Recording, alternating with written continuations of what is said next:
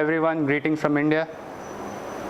I'm happy to have this opportunity to present the basics of embryology and assisted reproduction.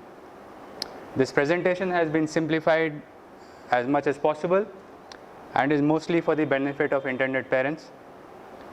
I apologize for not being present in person due to professional commitments. However, I wish the conference a grand success, and I hope to visit your wonderful country sometime in the near future. So let's begin with Embryology 101, the basics of embryo development in an IVF laboratory. Embryology in Greek means the unborn embryo. It is the science of development of an embryo from the fertilization of the ovum to the fetus. In a routine ART setting, we create embryos by fusing sperm from the male partner and egg from the female partner. IVF, which is commonly known as test tube baby, as we all know, is one of the most significant advances in the field of modern medicine. The first IVF baby, Louis Brown, born in England in 1978, was the result of more than a decade of research by Messrs. Steptoe and Edwards. They essentially changed the rules of how people can come into this world. The technique that they pioneered made it possible to make conception outside the body in a petri dish. The technique has resulted in the birth of millions of babies worldwide since, several of which are multiple births. Initially, IVF was developed for women with tubal disease, but now it is the treatment of choice for several other causes of infertility. Since its introduction, all the steps of IVF have been improved, which has resulted in continuously rising success rates, as you can see in that graph over there. IVF has also now become the platform for the development of several other treatments, including egg donation, gestational surrogacy, and pre-implantation genetic diagnosis. Now, what are the steps in IVF? We basically start with the clinician or the fertility expert who plan the ovulation induction in the female partner. The major protocols are the down-regulated or the antagonist cycles. I will not go into much details of ovulation induction. I will leave it to the rest of my esteemed colleagues at the conference. Maybe Dr. Shivani from New Delhi can help explain that in detail. Oocyte retrieval is performed under vaginal ultrasound guidance. After the ultrasound is placed in the vagina and the ovarian follicles are located, a needle is directed through the back of the wall of the vagina and directed into the ovarian follicles, as you can see in this image here. The fluid is aspirated and then examined by the embryologist to identify the egg, or the OCC, which is known as the oocyte cumulus complex. You can see in this image, the egg is in the center surrounded by the oocyte cumulus complex. During normal fertilization, the acrosome of the sperm releases enzymes which disperse the cumulus cells, thereby allowing the sperm to penetrate and fertilize the egg. Once the eggs are retrieved, they are placed in culture media, which is added with nutrients and then placed in the incubator. The egg retrieval procedure is performed under general anesthesia or sometimes sedation and local anesthesia, and generally takes 10 to 15 minutes to complete and not more. The complications with this procedure are minimal and are mostly related to general anesthesia, if any.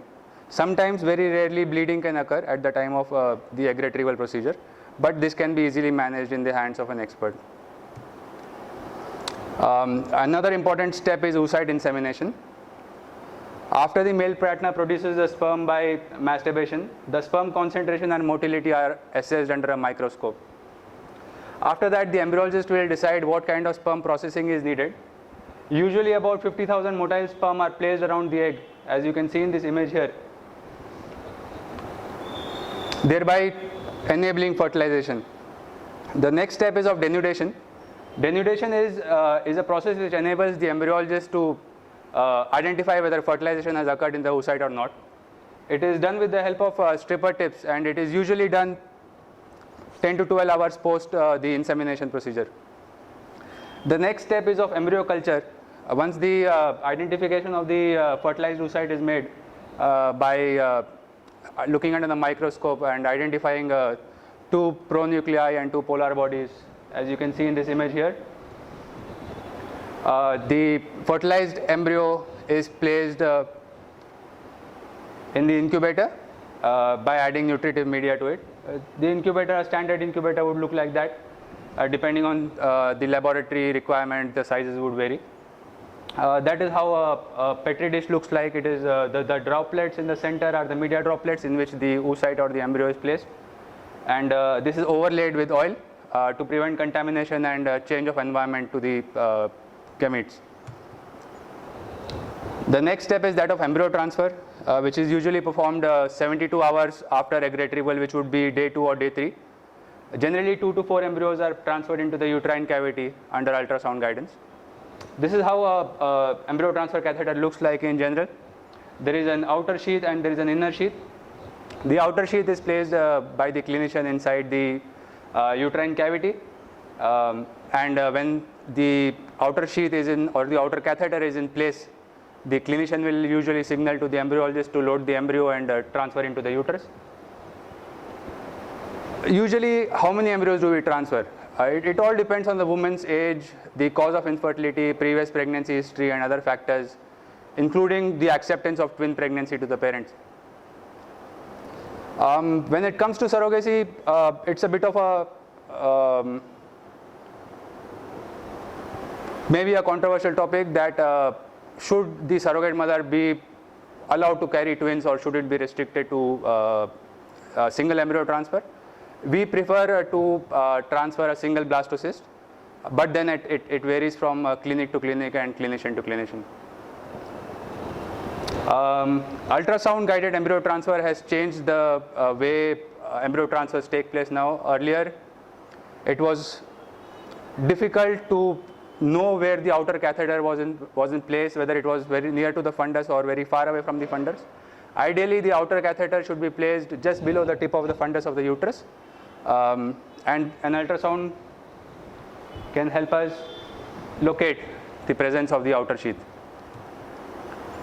ICSI, intracytoplasmic sperm injection, has been a major boost for assisted reproduction. Earlier, when males were having very poor sperm count, or a lot of abnormal sperms in their semen, or very poor motility, they had no option but to go in for donor insemination. But since the advent of ICSI, people with just a few sperms can father their own genetic child. So basically what you do in ICSI is that you inject a single sperm directly into the oocyte, as you can see in that image. However, there is a note of caution here, is that males with severe oligospermia, which is very low sperm count of less than 5 million per ml, should have a chromosomal karyotype performed, since they might be at a greater risk of chromosomal abnormality. What are the procedures related to IVF? Frozen embryo transfer. Now routinely extra embryos are cryopreserved by standard freezing or vitrification, and can be transferred in the next cycle after spontaneous ovulation or creation. This is done by